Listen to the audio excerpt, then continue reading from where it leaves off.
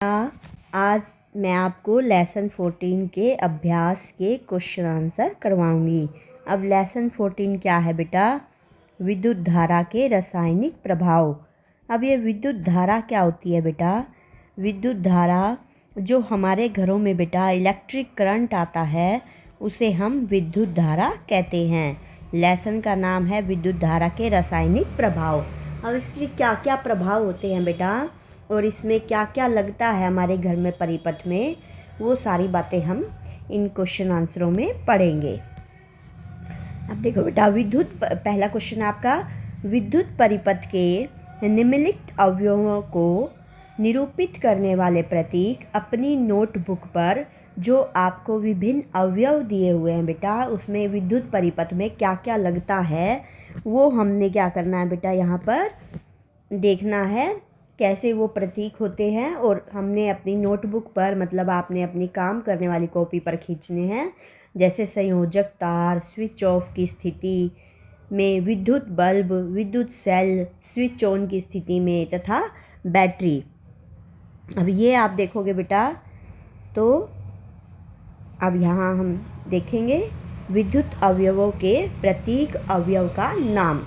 ये अवयव है बेटा और यहाँ पर प्रतीक, इसका चिन्ह दिखाया गया है। क्या दिखाया गया बेटा? यहाँ पर प्रतीक हमने दिखाना है, ठीक है। तो ये देखो संयोजक तार, तार आपको पता है ऐसे गोल मुड़ी भी होती है और ये सीधी तार, उस गोल वाले को भी हम सीधा ही करके लगाते हैं बेटा। तो ये तार का साइन होता है बेटा प्रतीक चिन्ह। स्विच ऑफ की स्थिति में, ये स्विच देख रहा है बेटा, यहाँ पर ये कनेक्शन हमने यहाँ से ये कनेक्शन हटा दिया तो ये क्या बन गया? स्विच ऑफ की स्थिति। अगर इसको हम यहाँ जोड़ दे बेटा, जैसे ये जोड़ दे तो ये बन जाएगी स्विच ऑन की स्थिति, ठीक है बेटा। और अब ये खुला है तो ये क्या बन रहा है? स्विच ऑफ की स्थिति है ये। अगला है विद्युत बल्ब। देखा होगा बेटा आपने, ऐसे हम विद्युत बल्ब की शेप बनाते हैं। विद्युत सेल, सेल आपके घर में होता है बेटा, जैसे आपका खिलौने वाली कोई कार होती है उसमें भी लगता है, कोई भी बच्चे का खिलौना है उसमें आपका सेल लगता है। आपकी टॉर्च में सेल लगता है ना बेटा। खिलौना कोई भी गाड़ी है, किसी भी शेप में है, वो कार के रूप में है, वो वैन के रूप में है, छोटी जो व्हील आप बच्चों के लिए लाते हैं। और सेल जो होता है उसमें दो टर्मिनल होते हैं बेटा, एक पॉजिटिव होता है और एक नेगेटिव होता है। दो सिरे होते हैं उसके, एक तरफ पॉजिटिव धनात्मक और एक तरफ नेगेटिव। एक तरफ देखा होगा बेटा आपने सेल उभरा हुआ होता है, वो उसका क्या होता है? धनात्मक सिरा होता है। ऐसे आपको टोपी सी बनी दिखती है, जैसे आपका ये सेल है बेटा, इसमें आपको यहाँ पर ऐसे टोपी सी बनी दिखती है, तो वो उसका क्या होता है? धनात्मक सिरा होता है बेटा, पॉजिटिव होता है। और दूसरी तरफ जो प्लेन होता है, ऐसे प्लेन होता है यहाँ पे, ये नेगेटिव होता है बेटा, ठीक है। अब ये देखो स्विच ऑन की स्थिति, अभी आपको बताया था, अगर हम इस तार को जोड़ देंगे तो ये स्विच ऑन की स्थिति बन जाएगी। अब बैटरी क्या होती है बेटा? दो या दो से अधिक सेल को जब हम जोड़ देते हैं तो बैटरी बन जाती है। देखो, एक तो मैंने ये जोड़ दिया, एक ये जोड़ा, एक ये जोड़ा, तीन जुड़ गए बेटा।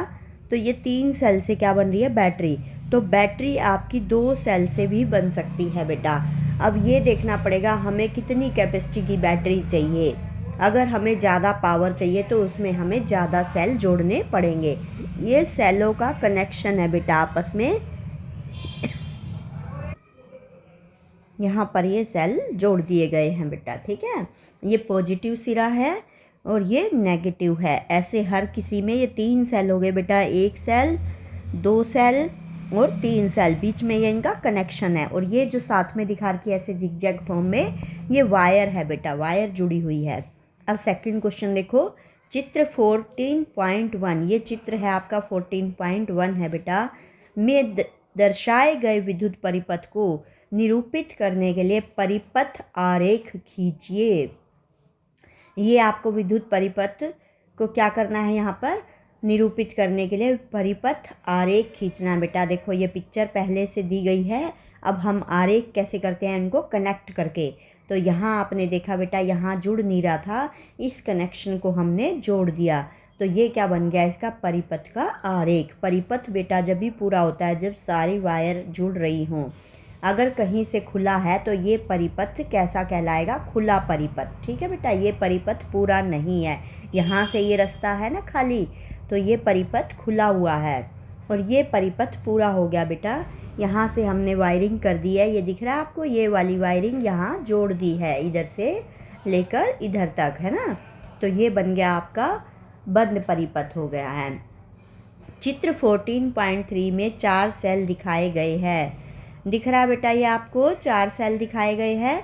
रेखाएं खींचकर यह निर्दिष्ट कीजिए कि 4 सेलों के टर्मिनलों को तारों द्वारा संयोजित करके आप बैटरी कैसे बनाएंगे। अभी मैंने आपको सिखाया था बेटा, यहाँ पर सेल से बैटरी बनी हुई है, ऐसे ही यहाँ पर जोड़ना है। यहाँ पर पूरा सेल आपको दिखाया गया बेटा। देखो मैंने कहा था जहाँ पर ये गोल गोल टोपी लगी होती है ये पॉजिटिव टर्मिनल होता है, ऐसे यहाँ पर लगी हुई है।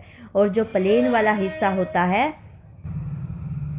ये प्लेन हिस्सा दिख रहा है बेटा, ये नेगेटिव टर्मिनल होता है। अब यहाँ वायरिंग देखो कैसे की गई है। आपने ध्यान रखना है बेटा, पॉजिटिव को हमेशा नेगेटिव से ज्वाइन करना है। ये कर दिया। अब नीचे वाला जो पॉजिटिव है उसको नेगेटिव से करेंगे तो यहाँ ऊपर की ओर कनेक्ट किया है। नीचे वाला पॉजिटिव बेटा ये इधर, क्योंकि इसका नेगेटिव है तो इससे मिला दिया है। ये याद रखना बेटा, हमेशा पॉजिटिव को नेगेटिव से ही जोड़ते हैं। नीचे पॉजिटिव है तो नेगेटिव ऊपर है तो यहाँ लगेगा। अब नीचे पॉजिटिव है, नेगेटिव यहाँ पर भी है, इस तरफ भी, तो नेगेटिव से जोड़ना है। पॉजिटिव को हमेशा नेगेटिव से जोड़ते हैं। पॉजिटिव को किससे कनेक्ट करना है बेटा? नेगेटिव से। ठीक है, नेगेटिव से कनेक्ट करते हैं। ये याद रखना बेटा, हमेशा पॉजिटिव टर्मिनल को नेगेटिव से कनेक्ट करते हैं। ये टर्मिनल होते हैं बेटा। अब चित्र 14.5 में दर्शाए गए परिपथ में बल्ब दीप्त नहीं हो रहा है। दीप्त का मतलब जल नहीं रहा है बेटा। क्या आप इसका कारण पता लगा सकते हो? परिपथ में आवश्यक परिवर्तन करके बल्ब को प्रदीप्त कीजिए, मतलब बल्ब को जलाइए। अगर कोई परिवर्तन हो सकता है, चेंज हो सकता है, जो ज़रूरी परिवर्तन है, तो वो बल्ब को प्रदीप्त कीजिए। अभी देखो बेटा, यहाँ पर बल्ब नहीं जल रहा है। मैंने आपको बताया कि पॉजिटिव को नेगेटिव से जोड़ना, और यहाँ देख रहे हो बेटा आप सेल, ये पॉजिटिव को पॉजिटिव से जोड़ा गया है, इसलिए यहाँ पर जो टर्मिनल है ये आपस में सही नहीं जुड़े हुए। सेल आपस में सही नहीं जुड़े हुए, क्योंकि पॉजिटिव टर्मिनल को बेटा इस पिक्चर में अभी आपको समझाया कि पॉजिटिव को हमेशा नेगेटिव से जोड़ना है। पॉजिटिव को किससे जोड़ोगे बेटा? नेगेटिव से। यहाँ पॉजिटिव जोड़ दिए गए, इसलिए एक तो ये कमी होगी बेटा। इसका प्रमुख कारण है कि सेलों का संयोजन मतलब उनको जोड़ना। ये यहाँ पर क्या कर रहे हैं हम? सेलों का संयोजन कर रहे हैं। जब हम जोड़ रहे हैं बेटा तो ये संयोजन हो रहा है। यहाँ पर ये दोनों सेल जुड़े हुए हैं, लेकिन ये संयोजन कैसा है? उचित नहीं है, सही नहीं किया गया है। सेलों की बैटरी बनाते समय एक सेल का धन ध्रुव, याद रखना है, धन मतलब पॉजिटिव वाला ध्रुव, दूसरे सेल के ऋण ध्रुव से जुड़ा होना चाहिए, नेगेटिव सिरे से जुड़ा होना चाहिए। यहाँ पर ऋण का मतलब क्या होता है बेटा? नेगेटिव लगाएंगे यहाँ पर। ठीक है, ये ध्यान रखना आपको, यहाँ पर नेगेटिव होगा। जबकि उक्त चित्र मतलब ऊपर वाले चित्र में या दिए गए चित्र में सेलों के धन ध्रुव से जुड़े हैं। यहाँ बता दिया मैंने बेटा आपको, पॉजिटिव से जुड़ा है। इसका उचित संयोजन निम्न चित्र में दर्शाया गया है। अब उचित संयोजन कर दिया। देखो बेटा, एक का पॉजिटिव है तो दूसरे का हम क्या ले आए? नेगेटिव। ये यहाँ पर इसका नेगेटिव है, अब इसका भी पॉजिटिव आगे चला गया, इसका भी पॉजिटिव आगे चला गया। ठीक है बेटा, ऐसे आपने सेलों को जोड़ना है, तभी बल्ब प्रदीप्त होगा। विद्युत धारा के किन्हीं 2 प्रभावों के नाम लिखिए। क्या क्या प्रभाव होते हैं बेटा? विद्युत धारा का तापीय प्रभाव होता है, मतलब उससे हमें ताप मिलता है, गर्मी मिलती है। जैसे विद्युत प्रेस, जैसे बिजली की प्रेस होती है ना बेटा, आप कपड़ों पर प्रेस करते हो तो क्या होता है? वो गर्मी से प्रेस होता है ना। विद्युत धारा का चुंबकीय प्रभाव, जैसे विद्युत घंटी, जो घरों में घंटी लगाई जाती है बेटा, जिससे आवाज़ अंदर तक आती है, वो चुंबकीय प्रभाव होता है। किसका? विद्युत धारा का चुंबकीय प्रभाव। और होता है विद्युत धारा का प्रकाशीय प्रभाव। तो 3 प्रभाव होते हैं बेटा, तापीय, चुंबकीय और प्रकाशीय। तापीय में याद रखना विद्युत प्रेस होती है, चुंबकीय में विद्युत घंटी होती है और प्रकाशीय में विद्युत बल्ब होता है बेटा। ठीक है। जब किसी तार से धारा प्रवाहित करने के लिए स्विच को ऑन करते हैं तो तार के निकट रखी चुंबकीय सुई अपनी उत्तर दक्षिण स्थिति से विक्षेपित हो जाती है। स्पष्ट कीजिए, तार के निकट अगर आप कोई चुंबकीय सुई रखते हो बेटा तो वो कहाँ, मतलब उसकी तरफ मूव करती है। विक्षेपित मतलब वहाँ से उत्तर दक्षिण स्थिति से विक्षेपित हो जाती है, वहाँ से ऐसे मूव करती है। ये कोई आपकी सुई है और वो ऐसे मूव करती है। जब हम किसी तार से धारा प्रवाहित करने के लिए स्विच को ऑन करते हैं, देखते हो बेटा घर में कोई भी स्विच लगा हो, जब तक आप स्विच को ऑन नहीं करोगे तो आपके बल्ब नहीं जलेगा, ट्यूब नहीं जलेगी। कोई भी चीज़ बेटा चालू करने के लिए, ऑन करने के लिए हमें स्विच को ऑन करना पड़ता है। तो क्या होता है, अगर हम स्विच को ऑन करते हैं तो तार में चुंबकीय प्रभाव उत्पन्न हो जाता है और निकट रखी चुंबकीय सुई अपनी उत्तर दक्षिण स्थिति से विक्षेपित हो जाती है, क्योंकि चुंबकीय सुई चुंबकीय प्रभाव से प्रभावित हो जाती है। ऐसा क्यों होता है बेटा, जब हम किसी तार से धारा प्रवाहित करते हैं और स्विच को ऑन करते हैं तो तार में क्या पैदा हो जाता है, चुंबकीय प्रभाव उत्पन्न हो जाता है और निकट रखी, पास रखी, निकट का मतलब पास रखी चुंबकीय सुई अपनी उत्तर दक्षिण स्थिति से विक्षेपित हो जाती है। कोई भी चुंबकीय सुई होती है बेटा वो हमेशा उत्तर दक्षिण दिशा में ही ठहरती है और जब हम इसमें से धारा प्रवाहित करते हैं तो ये अपनी स्थिति से विक्षेपित हो जाती है। क्यों हो जाती है, क्योंकि चुंबकीय सुई चुंबकीय प्रभाव से प्रभावित हो जाती है। यदि चित्र में दर्शाए गए विद्युत परिपथ में स्विच को ऑफ किया जाए तो क्या चुंबकीय सुई विक्षेप दर्शाएगी। अभी आपको बताया बेटा पिछले क्वेश्चन में, अगर स्विच को ऑन किया जाता है तो चुंबकीय सुई विक्षेपित होती है, लेकिन अगर ऑफ कर दिया जाए तो इसमें विद्युत धारा ही नहीं आएगी। यहाँ पर देख रहे हो बेटा, ये क्या कर दिया, इसको ऑफ कर दिया है। ऑफ करने से क्या हो गया, विद्युत धारा प्रवाहित ही नहीं होगी। विद्युत धारा प्रवाहित नहीं होगी तो चुंबकीय प्रभाव नहीं आएगा।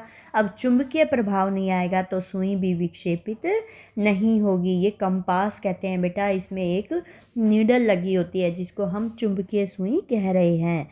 तो ये विक्षेपित जब ही होगी जब स्विच को ऑन किया जाएगा और ऑफ में नहीं होगी बेटा। तो यहाँ पर आप लिख सकते हो चुंबकीय सुई विक्षेपित नहीं होगी। ठीक है, स्विच को ऑफ करने पर चुंबकीय सुई विक्षेपित नहीं होगी। यहाँ पे वो आंसर नहीं है बेटा, यहाँ मैं लिख रही हूँ स्विच को, यदि स्विच को ऐसे लिख सकते हो आप, यदि स्विच को ऑफ किया जाए तो किसकी अनुपस्थिति में बेटा, ऑफ कर दिया तो विद्युत धारा नहीं आएगी।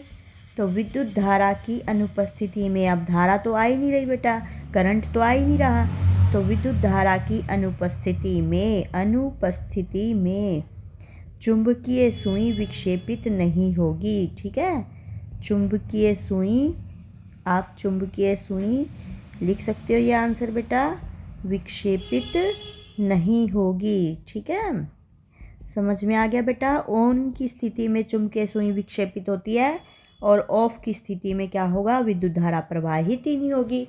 तो विद्युत धारा की अनुपस्थिति में चुंबकीय सुई विक्षेपित नहीं होती। अब हम करेंगे बेटा फिल इन द ब्लैंक्स। विद्युत सेल के प्रतीक में लंबी रेखा, अभी आपको बताया वो जो टोपी सी होती है बेटा, ये विद्युत सेल होता है ऐसा, और इसमें ये टोपी सी होती है, इसको हम धनात्मक सिरा कहते हैं। तो ये धनात्मक सिरा कह दो, धनात्मक ध्रुव कह दो, धन ध्रुव कह दो बेटा, या धनात्मक टर्मिनल कह दो, सबका मतलब सेम है।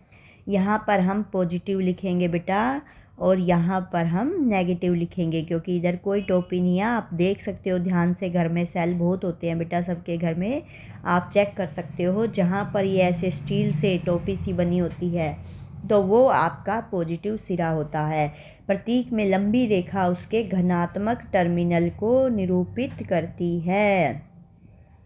दो या अधिक विद्युत सेल के संयोजन को क्या कहते हैं बेटा बैटरी, अभी समझाया था बैटरी कैसे बनती है, या तो 2 जोड़ सकते हो या अधिक जोड़ सकते हो।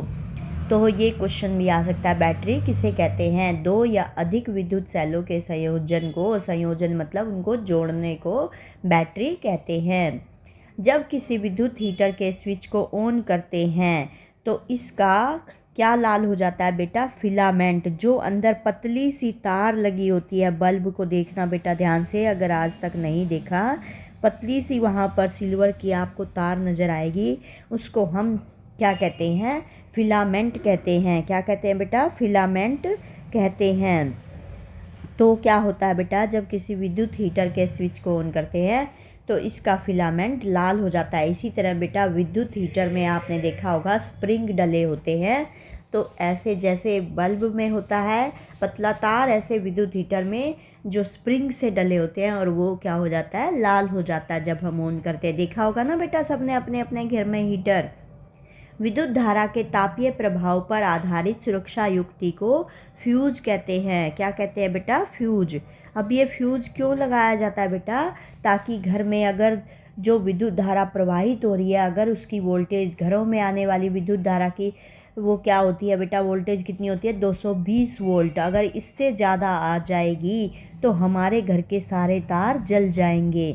इसलिए इसके लिए बीच में फ्यूज को लगाया जाता है ताकि वो वहीं पर उड़ जाए और आगे तक वो करंट पास ना हो, हमारे घर की वायरिंग जलने से बच जाए। ठीक है बेटा।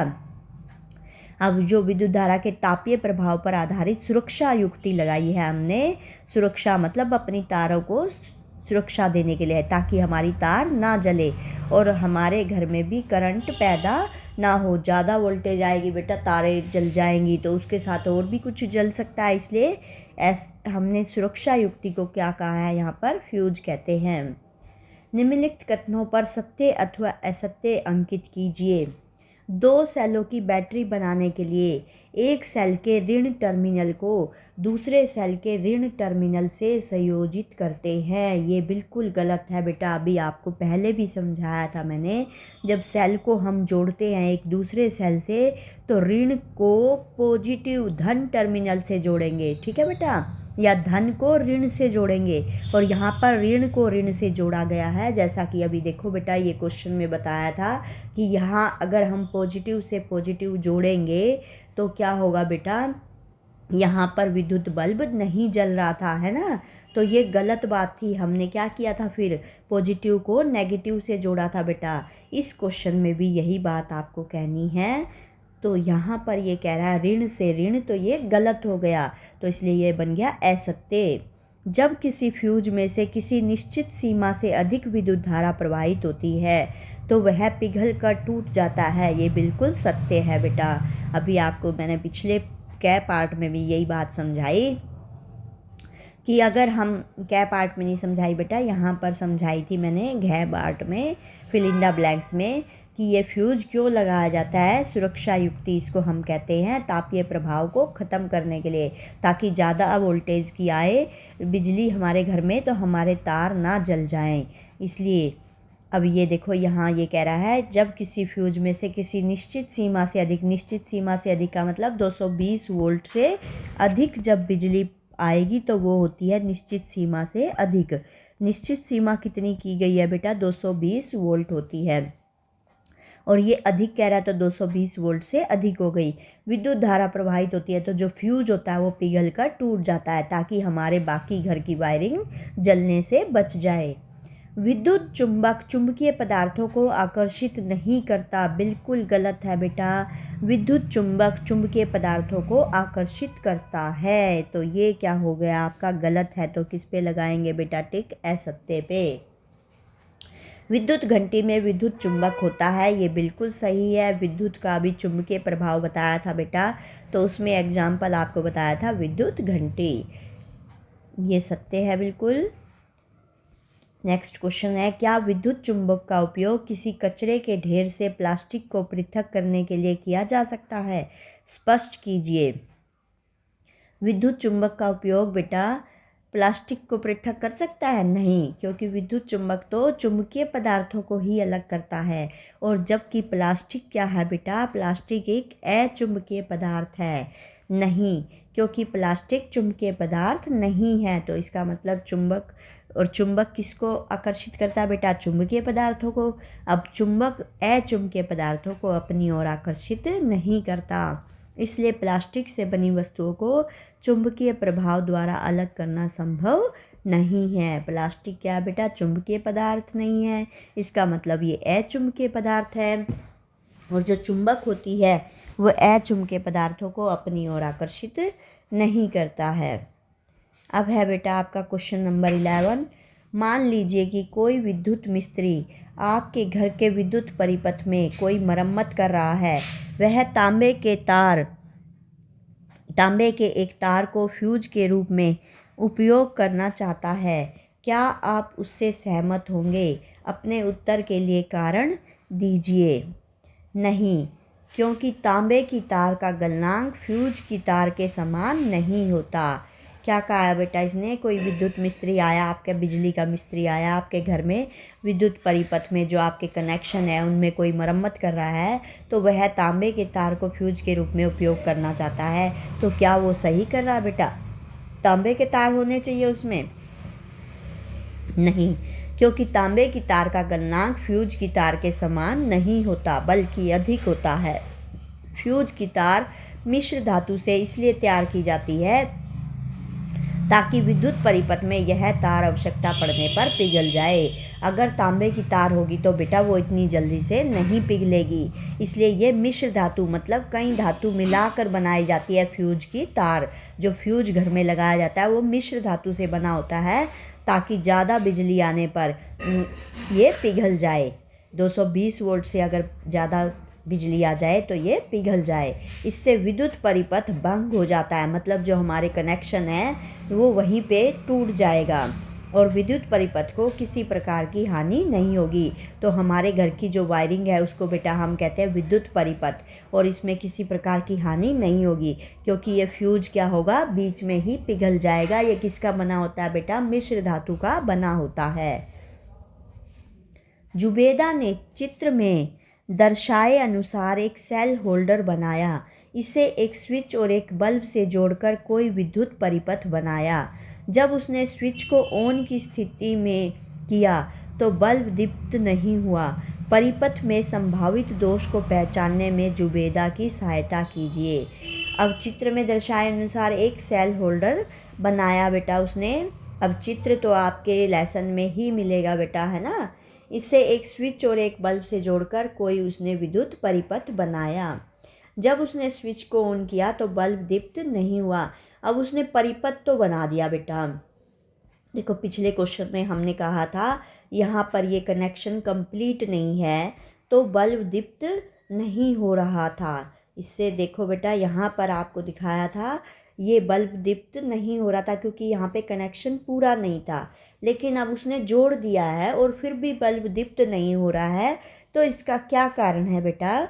इसका क्या कारण हो सकता है? अब देखो हम देखेंगे। एक तो सेलों का संयोजन उचित प्रकार से ना किया गया हो, मतलब एक सेल का धन ध्रुव दूसरे सेल के धन ध्रुव से ना जुड़ा हो।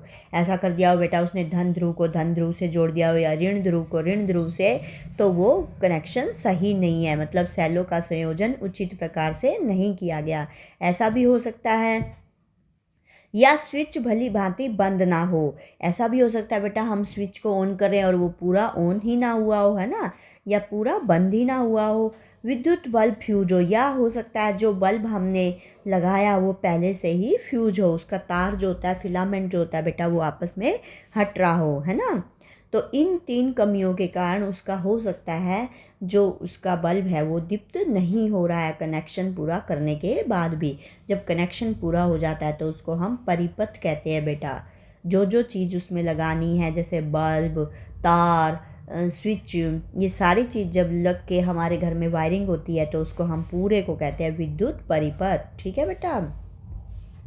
अब चित्र 14.9 में दर्शाए गए विद्युत परिपथ में जब स्विच ऑफ की स्थिति में है तो क्या कोई भी बल्ब दीप्त होगा? नहीं होगा बेटा, आपको पता ही है ऑफ की स्थिति में बल्ब दीप्त नहीं होगा। जब स्विच को ऑन की स्थिति में लाते हैं तो बल्ब ए बी सी के दीप्त होने का क्रम क्या होगा? अब देखो बेटा, पहले बल्ब ए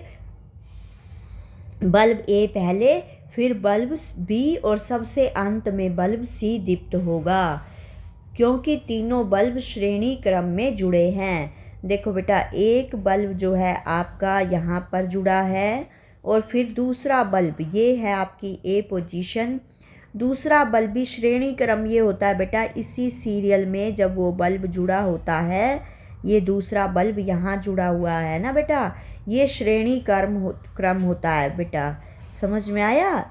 ये श्रेणी क्रम है, जब एक ही लाइन में हम जोड़ देते हैं तो इसको हम श्रेणी क्रम कहते हैं। तो अब पहले कौन सा जलेगा बेटा? अब वायरिंग आपकी यहाँ से आ रही है, यहाँ पे आपका ऑन का लगा हुआ है ना, आपने क्या कर दिया, ये तार को जोड़ दिया, ऑन कर दिया आपने, और फिर ये पहले कौन जलेगा? ए, फिर कौन जलेगा? बल्ब बी, फिर कौन जलेगा? सी। ऐसे ये 3 बल्ब लगे हुए थे श्रेणी क्रम में, एक के बाद दूसरा और दूसरे के बाद तीसरा बल्ब जुड़ा है। ओके बेटा, बाय बाय। नेक्स्ट वीडियो में फिर से मिलेगी आपकी Sudesh madam. Have a good day बेटा।